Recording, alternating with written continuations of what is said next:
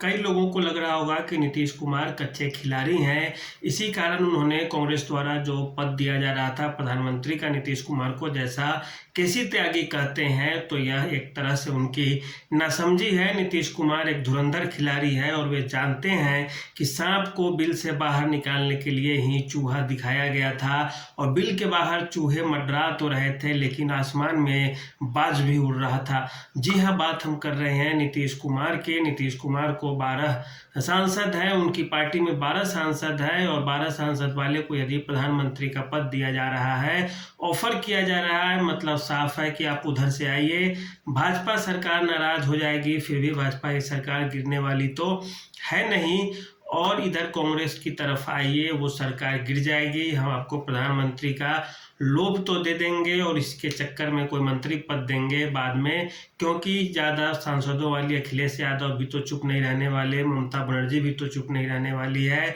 तमिलनाडु की पार्टियां भी तो चुप नहीं रहने वाली है, और कांग्रेस कैसे चुप रहेगी 100 सांसद लेके। तो नीतीश कुमार ये चीज़ जानते थे कि जैसे ही हम जाएंगे उधर प्रधानमंत्री का पद तो हमें नहीं मिलेगा, भाजपा से हमारा गठबंधन टूट जाएगा, और भाजपा से जैसे ही गठबंधन टूटेगा, भाजपा बिहार में भी अपना गठबंधन तोड़ लेगी और नीतीश कुमार का जो मुख्यमंत्री का पद है खत्म हो जाएगा। यदि नीतीश कुमार राजद की तरफ चले भी जाते हैं, मान लिए 2 मिनट के लिए यहाँ नहीं बन पाते, तो राजद की तरफ जाएंगे तो राजद से मनमाना मंत्री पद मांगा जाएगा, मंत्रालय मांगा जाएगा, मुख्यमंत्री नीतीश कुमार रहेंगे और नीतीश कुमार के कार्यों में हस्तक्षेप होगा। जैसा कि शिक्षा मंत्री चंद्रशेखर जो राजद कोटे से थे, नीतीश कुमार के नाक में चना ठूंस दिए थे कि आखिर आप किस तरह से काम कर पाएंगे यदि मंत्री आपकी बात मानेगा ही नहीं। तो ऐसी स्थिति में नीतीश कुमार कुछ नहीं कर पाते और उनकी नहीं चलती। केंद्र के चक्कर में राज्य में भी उनकी सरकार चली जाएगी और भाजपा उनको परेशान कर देगी, क्योंकि वहाँ पे भाजपा के साथ जो समर्थन है सरकार चल रही है उसमें भाजपा की तरफ से कोई जिद नहीं होता हमें ये मंत्री दीजिए वो मंत्री दीजिए। नीतीश कुमार अपने मन से चलाते हैं, तो केंद्र में नरेंद्र मोदी क्यों नहीं अपने मन से सरकार चलाए। नीतीश कुमार के साथ दूसरी बड़ी बात है कि उनकी पार्टी के जो सांसद हैं, चाहे वे ललन सिंह हो या संजय झा हो या रामनाथ ठाकुर हो, ये तीनों के तीनों चाहते हैं कि भाजपा के साथ गठबंधन हो, क्योंकि उन्हें मंत्री पद चाहिए और उन्हें मंत्री भी बने रहना है। नीतीश कुमार का जो वोट बैंक है वह एनडीए का ही वोट बैंक है। एनडीए को चाहने वाले अर्थात भाजपा गठबंधन को चाहने वाले लोग ही नीतीश कुमार के भी वोटर हैं। इसी कारण नीतीश कुमार की ये भी मजबूरी है कि वो इसे छोड़कर या इनके शौक पे, इनके मुद्दों पे लात मार के दूसरी पार्टी की तरफ नीतीश कुमार नहीं जा सकते। नीतीश कुमार ये भी जानते हैं कि यदि बिहार में राजद के साथ हम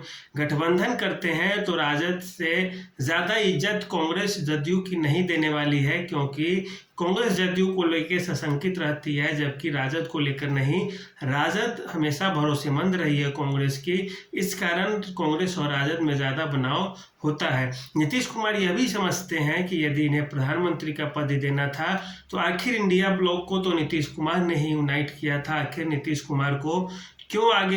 से हटा दिया गया जब वे बोलने लगे कि प्रधानमंत्री का पद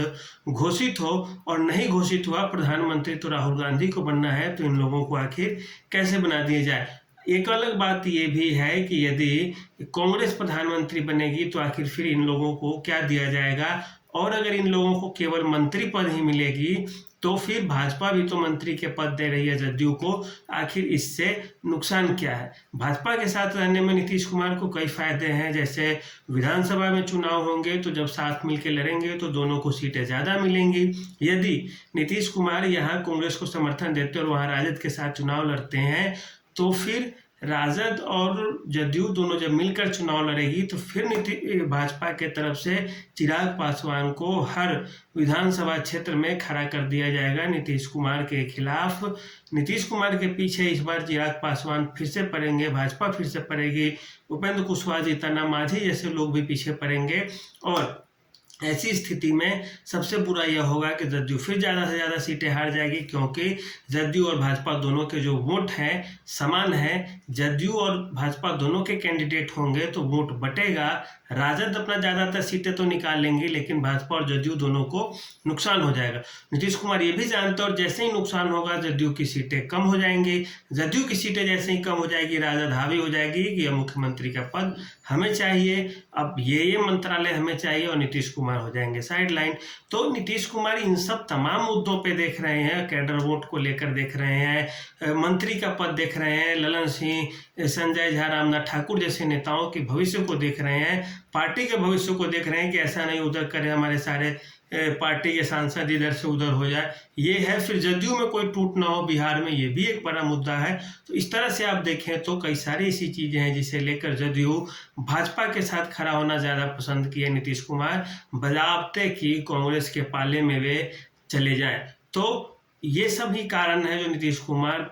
भाजपा के साथ रहना पसंद किए हैं 1-2 मंत्रालय लेकर ही, जबकि कांग्रेस के पाले में न जाना पसंद किए हैं जो उन्हें प्रधानमंत्री पद का ऑफर दे रही थी। हालांकि हो सकता है केसी त्यागी का अपना मनचाहा बयान हो, वो अपने मन से बोले हो, क्योंकि संजय झा ने इसकी पुष्टि नहीं की है, और कि ताकि उन्हें अच्छा मंत्रालय मिले जदयू को। संजय झा पुष्टि नहीं करते हैं, केसी त्यागी पुष्टि करते हैं, तो यह आधिकारिक या औपचारिक बयान इसे न समझा जाए, या इसी तरह कही गई ये बातें हो सकती है। तो आज के लिए इतना ही, धन्यवाद।